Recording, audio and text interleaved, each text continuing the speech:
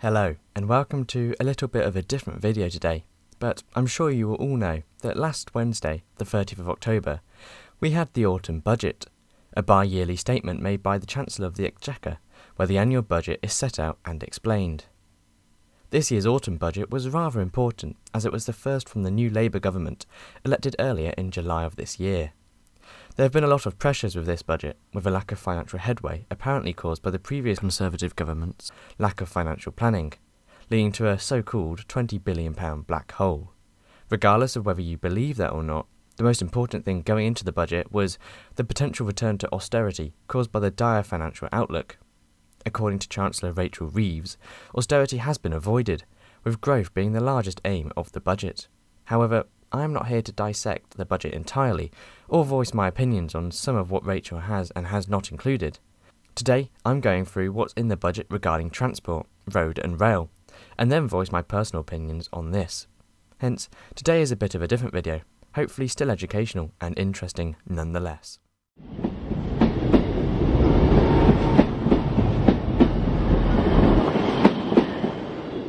Firstly, let's start with road, and more specifically buses.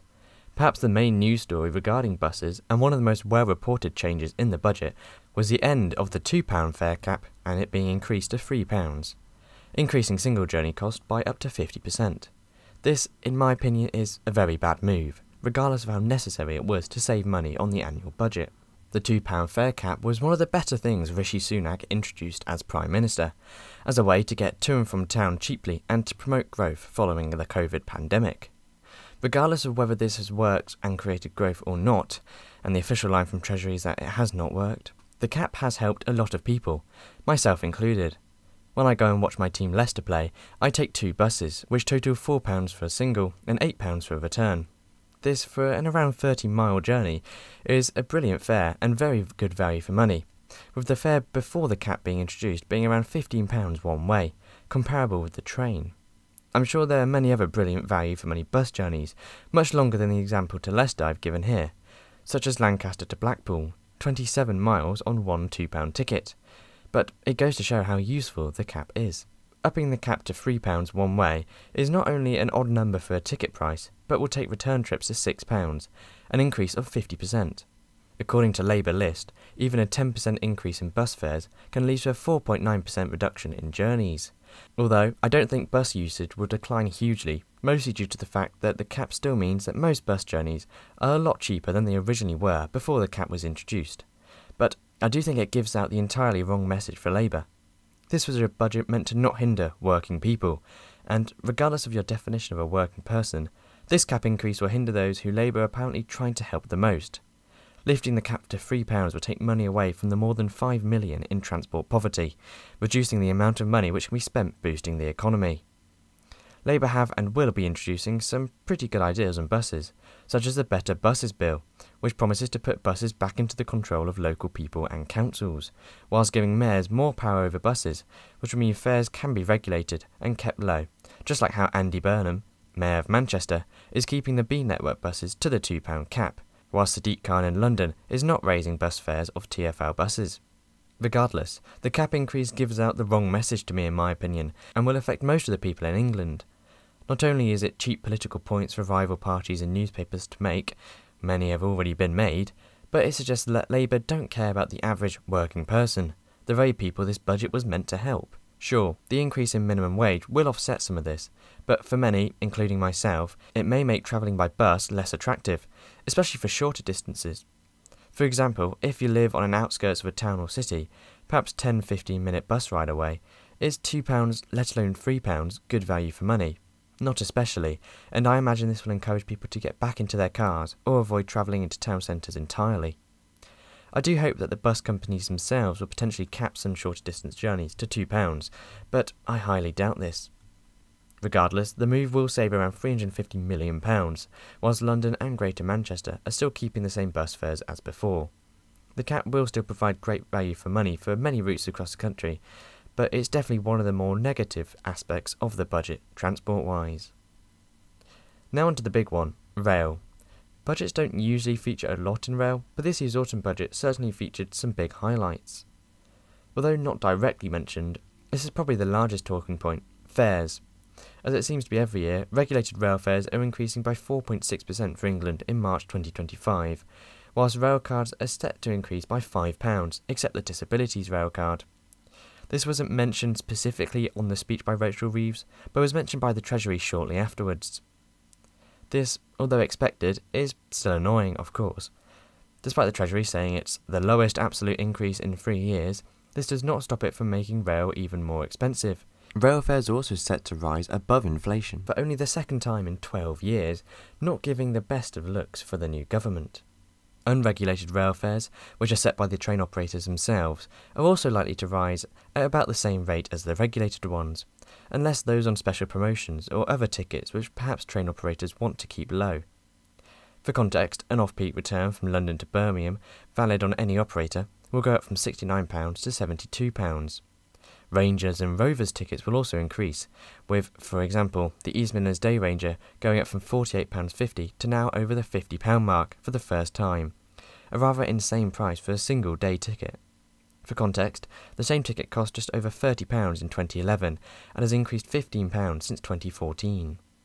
Perhaps, for the youth, the worst increase in fares will be the £5 increase for rail cards. The 16-17 rail card and the 16-25 rail cards are the most popular rail cards in the UK, and a £5 increase will not hugely reduce its value for money, but will still be off-putting for the youth, who tend to have less money regardless, and many are students. For me personally, this will be an annoying increase which, when combined with the standard rail fare increase, will cost me a lot of money in the long run. We have until March 2025 before fares and rail cards increase, so perhaps purchasing a rail card before then would be a smart thing to do and save money. Of course, split ticketing will still be able to save money on standard tickets, but it will be getting more expensive to travel by both bus and train after the budget. Apart from fares rising, what else did Rachel Reeves announce in the budget? Well, probably the biggest infrastructure announcement was HS2. It's going to Houston. Rachel Reeves announced the government will be committing the funding required to ensure HS2 reaches Houston, pivotal for making the new high-speed line a success. The initial suspension of the Houston branch was brought in last October by Rishi Sunak, who wanted to save £6.5 billion, along with the cut from Birmingham to Manchester. That meant, at the time, HS2 would only have gone from Birmingham to Old Oak Common, making it a somewhat useless line, meaning that you would have to change to the Elizabeth Line or Great Western Railway to reach the city. However, Labour have reinvigorated hopes of HS2 reaching Manchester, with the confirmation of the Euston extension confirming that Labour are supportive of this potentially revolutionary new high-speed line. Reeves said, "We are committed to the funding required to begin tunnelling work to Euston Station. This will catalyse private investment into the local area, delivering jobs and growth." The tunnel from Old Oak Common to Euston is around 4.5 miles long, with the new tunnel boring machines, currently buried near Euston, operating 24 hours a day from 2026 to build the tunnel. Elsewhere, the Chancellor confirmed that East West Rail will run from Oxford to Cambridge, with the Oxford, Bletchley and Milton Keynes section opening to traffic from 2025, with services reaching Bedford by 2030. She did not, however, mention how trains will reach Cambridge from there on, with no funding announced for the extension to Cambridge. Other news regarding East West Rail was also revealed earlier last week, with East West Rail looking at partial electrification of the line, using hybrid battery electric trains. The line will open next year, operating Class 165s, 168s and, if all goes according to plan, Class 196s on lease from West Midlands Railway, with Chiltern Railways operating the route to Milton Keynes. Tests were conducted earlier this month, with Class 168s and a GWR IET used along the line. East West Rail formally confirmed the partial electrification, which would reduce emissions, according to Mr Hughes from East West Rail. Apart from this, though, there was no further details such as when this would take place, which sections would be electrified, and what rolling stock they would use. My theory is that this would come at approximately the same time that the Chiltern Main Line gets its long overdue partial electrification, which is currently expected to be in the mid-2030s and early 2040s, with the Chiltern Main Line hoping to use a similar system of electrification as East West Rail have proposed. There is currently a 10-week consultation underway, starting from the 14th of November, which could be a pivotal moment in confirming the extension to Cambridge and plans for partial electrification. To me, it seems rather ridiculous that we are even building a new line without electrification in the first place. However, I would rather a new rail line without electrification than no rail line at all. Elsewhere, the Chancellor confirmed a string of improvements and upgrades to existing lines. The Wigan to Bolton line electrification was confirmed to be going ahead, despite already starting in 2022. The £100 million upgrade will see 450 new overhead line equipment sanctions installed, 17 bridge modifications and upgrades to 2 level crossings. Platforms will be extended at Hindley, West Houghton and Ince to reduce overcrowding and eventually cater for 6-car Class 331s. The upgrade will eventually allow for more trains to use the line, and will allow for the current Class 769s to use electric power all the way to Wigan Woolgate. The project should be completed by 2025. Also included in the budget was the Transpennine route upgrades. Electrification will be completed from Manchester Victoria to Stalybridge by the end of the year, with testing currently underway, allowing the bi-mode Class 802s to use electric power from Manchester to Stalybridge from 2025. Electrification will reach Church Fenton and York by 2026, which will, according to the Chancellor, grow our economy across the north of England. Finally, upgrades to Bradford Forster Square and Manchester Victoria were announced. Although announced in January, the £24 million given to Bradford Forster Square station was reaffirmed last week, in which a new Platform 0 will be built, a new canopy, passenger furniture, information screens, CCTV and lighting will also be installed to hopefully allow for a more intense timetable at the station to support the Bradford City of Culture, which commences in 2025. Work has already begun and will hopefully be finished by early next year. Finally, the upgrades to Manchester Victoria. Extra entry and exit points to platforms will be installed to ease congestion, whilst electrification to Stalybridge has nearly been completed.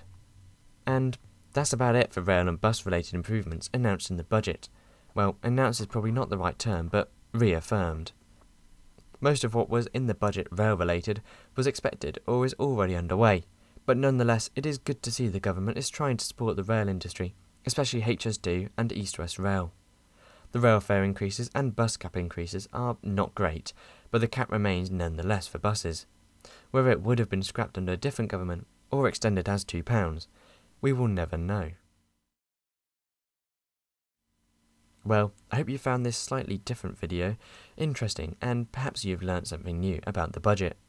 Overall, I think regarding transport, it is a pretty okay budget, nothing special, but some interesting things announced, such as East West Rail to Cambridge and HS2 to Houston.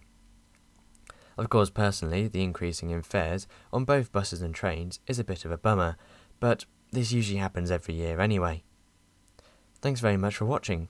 Special thanks to my first class members, Callum Martin Bell and Crispin McKee, as well as my business zone members, Andrew Bowen, Anthony Harris, Anthony James Moore, ARK, Conor Grieg, Craig Mitchell 43, Gordon Walker, J Teco, Lewis E21 and NJTE. You can get your name on this list from as little as £2.99 a month, and help me to make my videos. I do appreciate it, thank you. Also, thanks to everyone that's let me use their footage for today's video. You can find their channels in the description or pinned comment. Once again, thanks for watching.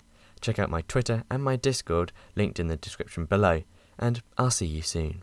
Goodbye. The